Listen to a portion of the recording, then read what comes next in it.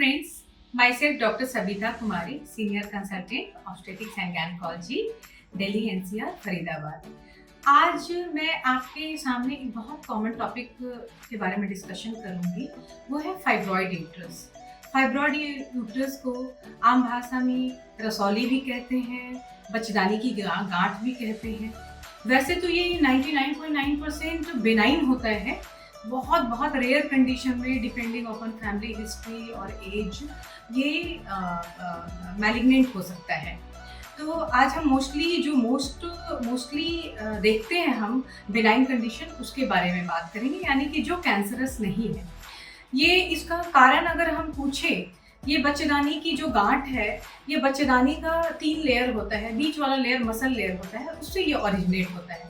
अगर इसका कारण हम जाने तो मोस्टली इसका कारण अननोन होता है, पता नहीं होता है, लेकिन कुछ लोग जेनेटिक एसोसिएशन भी बताते हैं और ये हार्मोन डिपेंडेंट होता है, क्योंकि ये मोस्टली रिप्रोडक्टिव एज ग्रुप में, यानी जब प्रजनन की क्षमता महिलाओं में होती है तब ये बीमारी पाई जाती है, तो ये हार्मोन डिपेंडेंट होता है।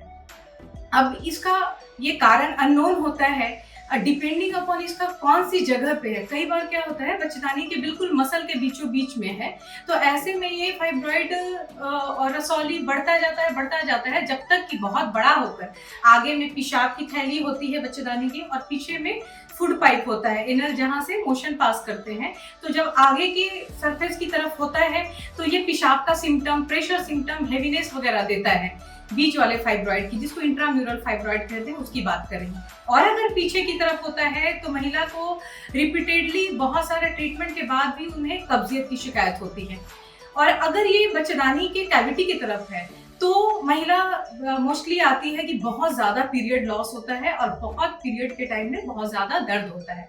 और कुछ महिलाएं आती हैं कि हमारा बच्चा बार बार एबॉर्शन हो जाता है, कंसीव तो करते हैं बट एबॉर्शन हो जाता है। इसकी वजह ये होती है कि जो लाइनिंग की तरफ, कैविटी की तरफ होती है, जहाँ बच्चा इम्प्लांट होता है, उस जगह पे ये पूरा ये गोला उभार की तरह आता है और कैविटी को बिल्कुल डिस्टॉर्ट कर देता है। और वहाँ पे जब बच्चा इम्प्लांट होता है, बच्चे का जब सीड जमता है वहाँ पे, तो वो ज़्यादा दिन तक टिक नहीं पाता है, डिस्टॉर्शन की वजह से एबॉर्शन हो जाता है। और पीरियड में हेवी पीरियड होता है, 6-7 बार अगर पैड चेंज करती है, बहुत ज़्यादा पीरियड के टाइम में पेन होता है, तो ऐसा अनुमान लगाया जाता है कि ये रसौली बच्चेदानी की कैविटी की तरफ है। और फिर अगर बिल्कुल बाहरी सरफेस की तरफ होता है, उसका भी उसी तरह से होता है कि वो धीरे धीरे उसका साइज बढ़ता जाता है। और ये बहुत लेट केस में महिला किसी और चीज़ के लिए इन्वेस्टिगेशन कराने आई है, अल्ट्रासाउंड कराती है, तो उनको पता चलता है कि ये रसौली है। अब ये रसौली है तो इसका इलाज हम लोग क्या करते हैं? इसका इलाज डिपेंड करता है कि महिला किस सिम्टम से आई है। अगर हमने आई है, महिला दर्द के साथ आई है, हर स्थिति में हमें अल्ट्रासाउंड कराना है। अल्ट्रासाउंड टीवीएस, ट्रांसवेजाइनल सोनोग्राफी कराते हैं, उसमें एग्जैक्ट लोकेशन पता चलता है कितने नंबर में, ये मल्टीपल सिंगल भी हो सकता है और बहुत सारे संख्या में भी हो सकता है।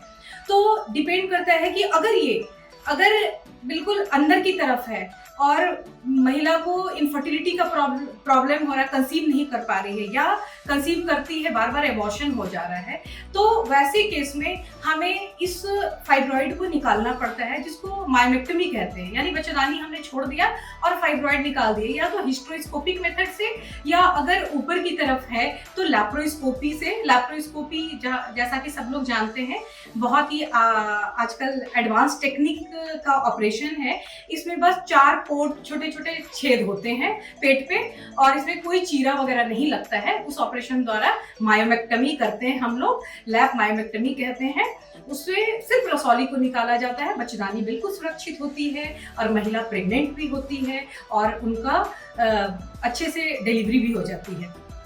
मोस्टली डिलीवरी करते हैं डिपेंड अपॉन कि अगर उसमें सूचर लगा है तो सिजेरियन से ज़्यादा चांसेस होता है कि सिजेरियन से फिर डिलीवरी कराते हैं, लेकिन इनफर्टिलिटी का इश्यू कम्प्लीटली सॉल्व हो जाता है। अगर हेवी पीरियड आता है बहुत ज़्यादा, इतना कि मरीज एनीमिक है, उनका डेली एक्टिविटी अफेक्टेड हो रहा है, बहुत वीकनेस हो रही है, बहुत ज़्यादा प्रेशर सिम्टम्स हो रहा है, तो भी हम लोग लैप मायोमेक्टमी कर देते हैं, डिपेंडिंग अपॉन कि उनका क्या डिज़ायर है आगे फर्दर प्रेगनेंसी, उनका डिज़ायर क्या है प्रेगनेंसी करने का, या फिर उनके एज डिपेंड है। अगर एज है 45 साल से ऊपर की है महिला, फैमिली कंप्लीट है, तो कई बार महिला के विश के अनुसार हम लोग उसका पूरा यूट्रस निकाल देते हैं, जिसको लैप्रोस्कोपिक टोटल हिस्टेरेक्टमी कहते हैं। यानी लैप्रोस्कोपी द्वारा सब पूरा यूट्रस हम लोग निकाल देते हैं, ओवरी छोड़ देते हैं। क्योंकि समय से पहले ओवरी निकाल देने पर ओवरी के जो हार्मोन्स होते हैं वो हमारे कार्डियो प्रोटेक्टिव, हमारे हार्ट को भी प्रोटेक्ट करते हैं और स्पेशली हमारे जॉइंट्स को।